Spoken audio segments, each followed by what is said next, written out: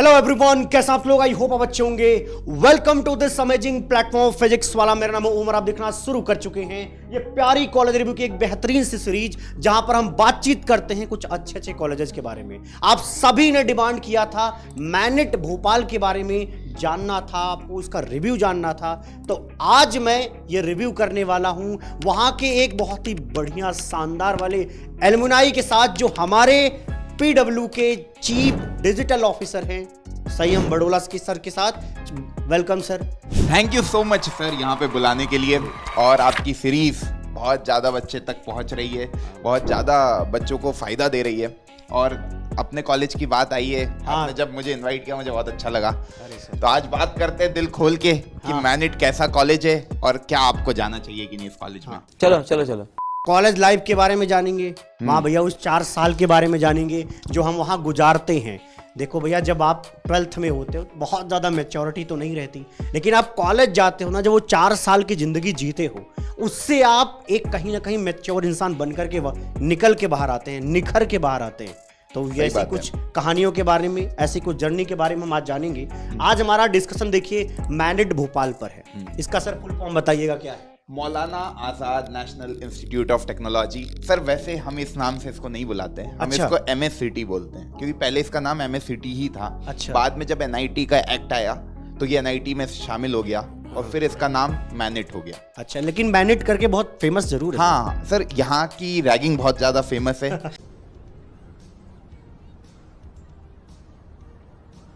अब तो नहीं होती है, हमारे टाइम पे होती थी, है ना, इनिशियली। और हमारे सीनियरों की तो बहुत ज्यादा हुई है, तो हमने उनके किस्से सुने हैं। पर इस कॉलेज की ये खास बात है कि मेरे जैसा बच्चा जो एकदम इंट्रोवर्ट, एकदम डरपोक टाइप का, कॉलेज एक टनल की तरह है। आप डरपोक हो, आप जब कॉलेज से निकलोगे शेर बन के निकलोगे। इस साइड से आलू घुसेगा, उस साइड से सोना निकलेगा। दुनिया को फेस करने के लिए कॉलेज आपको 4 साल में सिखा देगा हर एक प्रॉब्लम से जूझना, कि भाई जो भी प्रॉब्लम है उसको खुद ही सॉल्व करना है। और कॉलेज में जो जुगाड़ू जिंदगी होती है, वो जो तो बहुत काम आती है, जो दोस्तों के साथ मजे होते हैं, जो टाइम आप अपने आप को दे सकते हो। मतलब मेरे 4 सबसे खूबसूरत साल जिंदगी के मैनेट में निकले हैं, जहां पे मैंने अपने आप को जाना है, मैंने ये देखा है कि मैं क्या कर सकता हूँ, और मैंने उसमें अपना बहुत टाइम लेवरेज किया इस कॉलेज के प्रीमाइसेस में।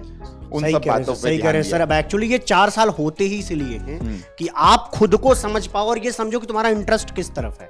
तुम्हें जैसे सर को पढ़ाना था, तो उसके लिए भैया पता तो करें भाई हमें आता क्या है, हम कर क्या पाएंगे, हम किसमें अपने आप को सामने रख सकते हैं दुनिया के, और जिसमें हम बहुत अच्छा कर पाए। और आज देखिए सर भी बहुत अच्छा कर रहे हैं अपनी लाइफ में। हाँ, और सर मैनेट के वाईफाई में ही मैंने पहली क्लास अपलोड करी थी अपनी। किसी भी कॉलेज में पढ़ाई नहीं होती बच्चों, मैं नहीं मानता, आपको खुद ही करना पड़ता है। बस यहाँ पे आपको ये है कि NIT का टैग मिल जाता है, तो मध्य प्रदेश का टॉप कॉलेज है ना। मध्य प्रदेश शहर भी सर शानदार शहर है, भोपाल घूमने के लिए भी है, साफ सुथरा भी है। थोड़ा इसके बारे में आप बता सकते हैं? लेक है, आपको पूरा मतलब कॉलेज प्रीमाइसेस भी 650 एकड़, मतलब पूरा जंगल है कॉलेज। मतलब आप कॉलेज में ही वॉक करने निकल जाओ तो आपके पाँव दुखने लग जाएंगे। पूरा कॉलेज घूम ही नहीं सकते हो आप। अरे वो तब पाँव नहीं दर्द करेंगे जब साथ में कोई रहेगा। तू समझा? हाँ नहीं, तू समझा नहीं है ना। कैंपस देखो भैया, खूबसूरत सा बड़ा कैंपस मिलने वाला है। करीब करीब कितने का है? 650 एकड़ का कैंपस साइज है भाई। मतलब मेरे अपने कॉलेज का भैया डबल है ये। बहुत बड़ा है, मुझे अपना बड़ा लगता था, ये तो भैया 650 एकड़ ठीक ठाक साइज हो गया ये। और देखो 1960 में स्टैब्लिश किया गया है, समझ रहे हो? मतलब पुराने कॉलेजेस में अपनी ही एक ताकत औकात होती है भाई, सच तो यही है। ठीक है, पब्लिक है। NIRF रैंकिंग की बात करें तो 17th है, लेकिन केवल NIRF रैंकिंग देख करके अपन जज नहीं करते, ये बात पता हो चुकी होगी अगर मेरे कॉलेज रिव्यूज आप देखते होंगे तो। गजब बेइज्जती है। अब अगला देख लेते हैं क्या भैया, लोकेशन भैया भोपाल मध्य प्रदेश में है। अगली चर्चा भैया eligibility and mode of admission, तो भैया आपको पता ही है यार, क्लास 12th पास होना जरूरी है, जेईई मेंस में अच्छे रैंक लाना जरूरी है, तब आप जा पाएंगे। रैंक पर भी चर्चा करेंगे। तो ये कॉलेज रिव्यूज एक्चुअली थोड़े आपके लिए मोटिवेशन फैक्टर भी बन सकते हैं। अगर आप ये जानना चाहते हैं भाई किस लिमिट तक पढ़ लेंगे तो क्या मिल जाएगा, इससे हमें अंदाजा रहता है। कई बार ये भी लगता है कि मेरी जो तैयारी चल रही है वो खराब है, तो ये पता हो कि भैया मॉक टेस्ट में इतने नंबर आ रहे, इसके हिसाब से कहीं ना कहीं प्रोजेक्शन जेईई मेंस में यहाँ तक मिल जाएगा, उसके हिसाब से हम इस कॉलेज में जा पाएंगे। तो आदमी को थोड़ा डर भी कम लगता है, अच्छे से परफॉर्म कर पाता है फिर वो। ठीक है, आगे देखते हैं भाई। ये भैया ये तो आपको पता ही है कि 75% मार्क्स लाने क्राइटेरिया। हैं। ठीक है, अगली चीज क्या है कि या तो आप अपने बोर्ड के टॉप 20 परसेंटाइल में आएंगे। ठीक है, ये तो क्राइटेरिया जेईई मेंस के थ्रू जाना होता है। जोसा काउंसलिंग होती है और लास्ट में होती है सीएसएबी काउंसलिंग। तो इन दोनों के थ्रू आप यहाँ पर एडमिशन ले पाते हैं। ठीक है, आइए अगली चर्चा है फी स्ट्रक्चर पर। सर मेरी फी 4 साल की मैनेट में जो लगी है वो पढ़ने की तो कुछ लगी नहीं है, केवल रहने की जो लगी है वो लगी है 45,030 रुपए 4 साल की। बिल्कुल असंभव, असंभव। और सर यही मेरा मेन डिसीजन भी था मैनेट को लेने का। हाँ, क्योंकि जब की बात बता रहे थे। हाँ, बिटसेट भी मेरा क्वालिफाई हुआ था, पर बिटसेट की फी बहुत ज्यादा थी। है भी ज्यादा सर। और ये कॉलेज घर के पास भी था। है ना। एमपी का ही रहने वाला हूँ, इंदौर के पास का रहने वाला हूँ, तो घर भी जा सकता था सैटरडे संडे जब मन हो। है ना, क्योंकि सैटरडे संडे कॉलेज की छुट्टी रहती थी। तो उसको सोचते हुए मैनेट लिया, और मैनेट में 4 साल की फी 45,030 रुपए। बहुत बहुत सस्ता पड़ा आपके लिए। तो मतलब सर वो तो मैंने पहले महीने में ही उसके डबल कमा लिए। तो जो 4 साल में कॉलेज को दिया उससे ज्यादा तो अपन ने 1 महीने में ही कमा लिया। तो वो देखते हैं एक बार फीस क्या है। देखना, फैमिली इनकम अगर 5 लाख रुपए से ज्यादा है तब आपको 62,000 जो है पर सेमेस्टर देना होता है। लेकिन अगर 1 लाख से 5 लाख के बीच में फैमिली इनकम आती है तो सिर्फ 20,000 रुपए लगते हैं। और जो सर बता रहे हैं वो ये है कि कोई भी ट्यूशन फीस नहीं लगती जब 1 लाख रुपए से नीचे की फैमिली इनकम होती है। तो ये बहुत अच्छी चीज है और बहुत सारे बच्चों को इन दोनों का फायदा बहुत मिलता है। ठीक है, चलिए अगली चर्चा करते हैं भैया। SC/ST बच्चों के लिए तो कोई भी ट्यूशन फीस लगती ही नहीं है, चाहे फैमिली इनकम कुछ भी हो। जिंदगी हो तो ऐसी हो। अगर हॉस्टल फीस की बात करें तो 5,000 रुपए जो है इसके कॉशन मनी है, और अगर मेंटेनेंस चार्जेस वगैरह की बात करें तो 10,000 रुपए है। ठीक है, अब ये फीस देखें, अगर सिंगल ऑक्यूपेंसी वैसे अकेले बहुत शुरू में नहीं रहना चाहिए, मुझे ऐसा लगता है सर। कॉलेज गए हैं तो कम से कम 2 लोग मैं रहता था सर 4 ऑक्यूपेंसी में। अच्छा, फर्स्ट ईयर में भी मैं 4 ऑक्यूपेंसी में रहा हूँ, जब ऐसे बाइफर्केशन भी नहीं होता था, अब तो है ही नहीं 4 ऑक्यूपेंसी के रूम। हम लोग फर्स्ट ईयर में भी 4 लोग रहे, सेकंड ईयर में भी 4 लोग रहे, थर्ड ईयर में भी 4 लोग रहे। क्या बात है सर, क्या बात है सर। फाइनल ईयर में हम 2 लोग रहे। शुरुआत के दिनों में ना सच में थोड़ा साथ ही रहना चाहिए, क्योंकि और हम चारों अलग अलग ब्रांच के थे। चारों अलग अलग ब्रांच के, एक कंप्यूटर साइंस का, एक सिविल का, एक इलेक्ट्रिकल का, एक मैकेनिकल का। सबकी अपनी अलग अलग कहानी है। हाँ, क्योंकि फर्स्ट ईयर में कॉमन रहता है सारा ब्रांच का सिलेबस। तो रैंडमली उस समय हमको हॉस्टल मिले थे। जो पहले आया उसको वो H1 मिल गया, जो बाद में आया उसको H2। उसको हॉस्टल भी 1960 के बने हुए। का नाम क्या था? H1। अगली चर्चा करनी है भैया स्कॉलरशिप पे। तो देखो भैया, ये स्कॉलरशिप मिल जाएगी। ठीक है, यहाँ पर लिख दिया गया है जो जो आपको काम का लगे, आप देख सकते हैं। दूसरा स्कॉलरशिप भी मेंशन है यहाँ पे। ठीक है, तो किनारे हो जाते हैं हम। आप चाहें तो भैया स्क्रीनशॉट ले सकते हैं, ताकि आपको पता चल जाए भैया कौन कौन से स्कॉलरशिप वहाँ पे मिल सकती है। बिल्कुल। ठीक है, आइए अगला देखते हैं। अब एक बात देखो, फीस भी कम है। ठीक है, और उस हिसाब से अगर देखोगे तो यहाँ पर स्कॉलरशिप भी ठीक ठाक मिल जाती है। ठीक है, तो इसका मतलब है कि भैया बहुत ज़्यादा खर्चे नहीं होने वाले। हाँ, अभी प्लेसमेंट के पे चर्चा करते हैं। मुझे पता है कि आपको प्लेसमेंट के बारे में जानना जरूर रहता है, लेकिन देखते हैं एक बार सीट मैट्रिक्स के बारे में। तो पहली चीज़ तो ये कंफर्म है कि भैया ये है NIT। तो भैया जो मध्य प्रदेश के बच्चे हैं उनके लिए 50% सीट रिजर्व्ड है। 50% सीट जो होती है पूरे अदर स्टेट्स के लिए होती है। तो जैसे यहाँ पर अगर मैं केमिकल इंजीनियरिंग की बात करूँ तो जो MP के बच्चे हैं उनके लिए टोटल देखें तो 39 है, और ऑल इंडिया बाकी के जो बच्चे हैं उनके लिए 39 है। तो 50% कोटा यहाँ पे लग जाता है। ठीक है, इसका अच्छी बात है भाई यार, थोड़ा फायदा मिलना भी चाहिए। NIT अब कहीं ना कहीं आप देखोगे तो हर स्टेट में है, तो अच्छी बात है। होम स्टेट कोटा तो लगता ही है। हाँ, उतना तो लगता ही है।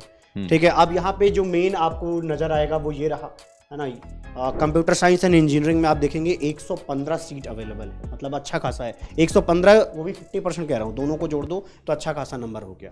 ठीक है, और प्लेसमेंट भी भैया CS का अच्छा जाता है। अभी आपके सामने प्रस्तुत होगा, हम किनारे हैं, आप चाहें तो इसका स्क्रीनशॉट ले सकते हैं। ठीक है, आइए अब चर्चा करते हैं प्लेसमेंट पे।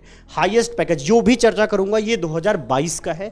2023 में इससे भी ज़्यादा गया ही होगा, क्योंकि हर बार ऐसा ही होता है इंजीनियरिंग कॉलेज में कि जो हाईएस्ट है, हाईएस्ट पैकेज लग रहा है वो भी ज़्यादा हो जाता है, एवरेज पैकेज भी और मीडियन पैकेज भी कुछ ना कुछ बढ़ जाता है। ठीक है, तो जैसे यहाँ पर हाईएस्ट पैकेज की बात करें तो 85.36 LPA बहुत अच्छा है। क्या फोड़ा है इसने तो। बहुत है सर, बहुत अच्छा है।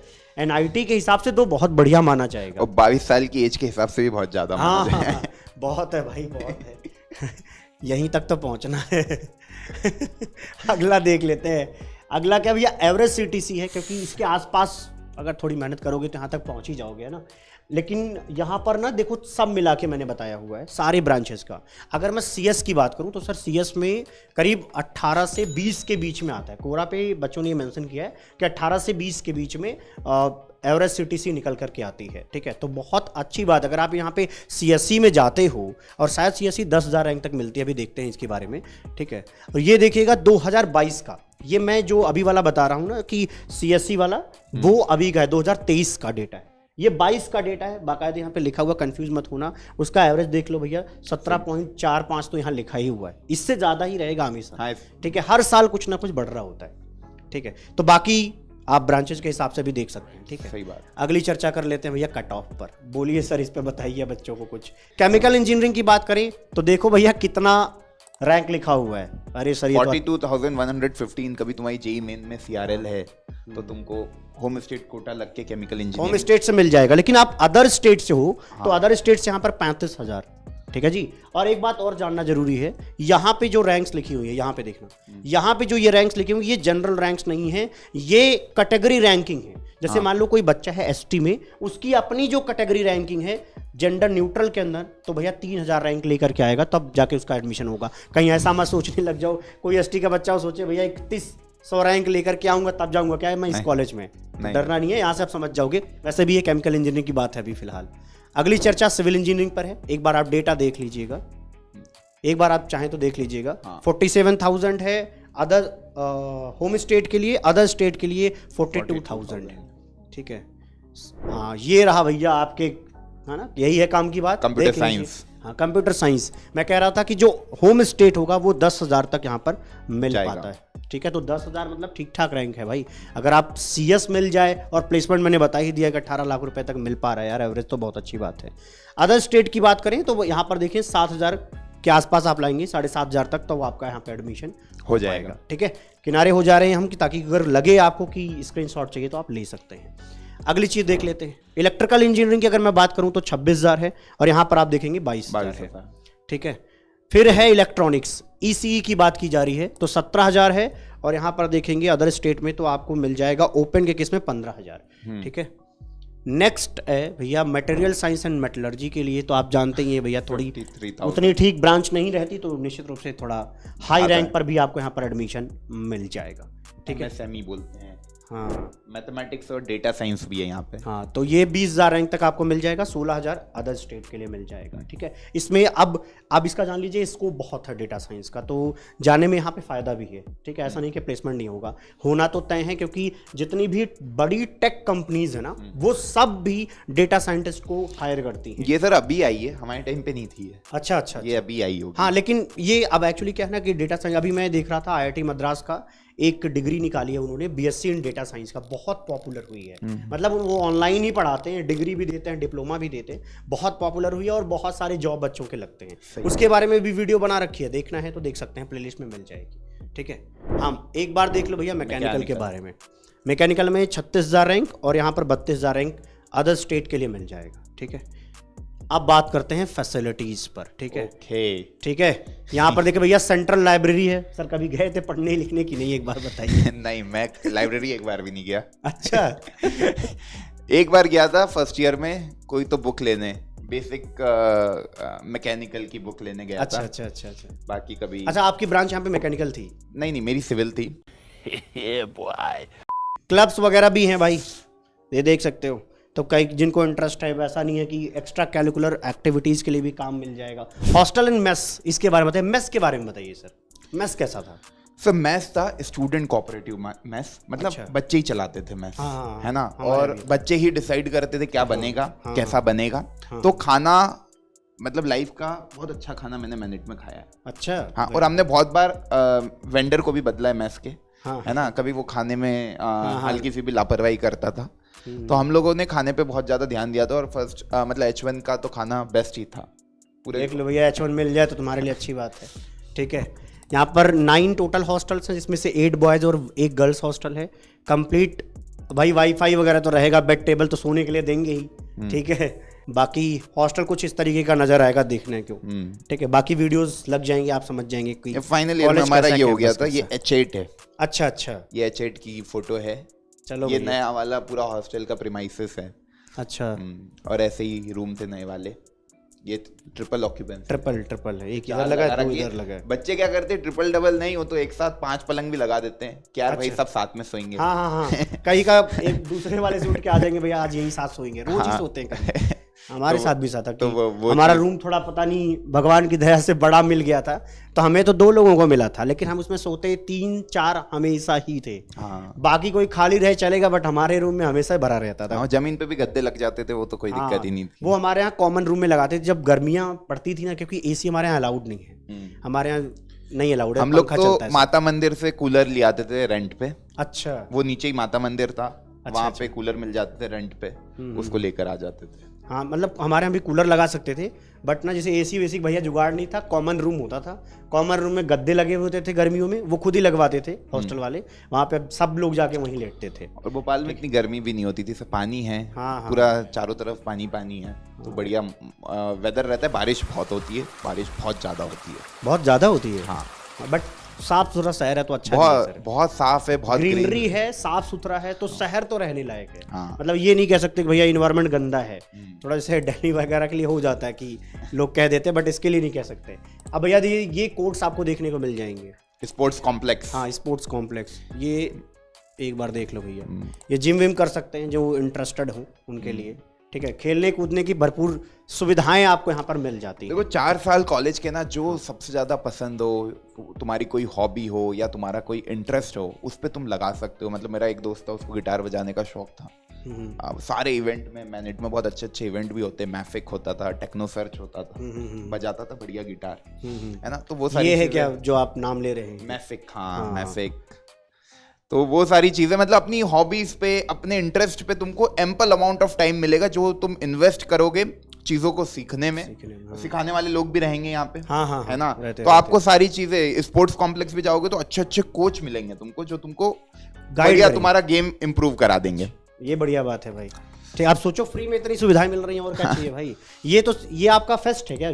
ये कल्चरल फेस्ट है, मैफिक। हाँ। और ऐसे ही एक टेक्नो सर्च होता है। अच्छा, है ना। ये बहुत बड़ा इवेंट है, मतलब सेंट्रल इंडिया का सबसे बड़ा कल्चरल फेस्टिवल है ना। और ये मजा आ जाता है, मतलब ये आज चलता होगा 4 दिन, हमारे यहाँ 2-3, मतलब हमारे यहाँ 4 दिन चलता था। हाँ, हम लोग जब कॉलेज में थे, जब हार्डी आया था, इसमें हार्डी संधू अलग ही माहौल बना दिया था उसने। अच्छा। तो मुझे याद है, बढ़िया रहता है, ये भी 3-4 दिन का रहता है। चलो बढ़िया है, थोड़ा एंजॉय करने को मिल जाएगा। अब बाकी कुछ नोटेबल एलुमनाइज वो हैं जिनको पद्मश्री मिला है। हाँ, पद्मश्री मिला हुआ है। तो ये देखो भैया कौन है, इंडियन एक्टर ही ज्यादा मिले मुझे। ये दोनों इंडियन एक्टर यहाँ से पड़े हुए हैं। ये देखिए, ये काम की बात लग रही है थोड़ा। अरे ठीक है, बहुत सारे। अब एक तो देख ही रहे हो, एक दिन यहाँ फोटो लगता सर की भी लगा देनी चाहिए। अरे नहीं, चीफ डिजिटल ऑफिसर, है ना, PW। अरे बहुत बड़ी बात हो गई भाई, है ना। आ जाइए, आगे दिखते हैं। चलो भैया, थैंक यू, मिलते हैं हम आपको अगली वीडियो में। तब तक के लिए खुश रहिए, प्रसन्न रहिए, और मचाते रहिए, मचाते रहिए लाइफ में। ठीक है, 4 साल मिले हैं, आगे जा रहे हैं अगर कैंपस में, जो 4 साल मिले उसको सही से यूटिलाइज करो। जो कुछ भी सीखने लायक चीज़ है वही सीखो जाके वहाँ पे, ठीक है। बाकी कुछ मत करने लग जाना। Bye bye, take care, love you all.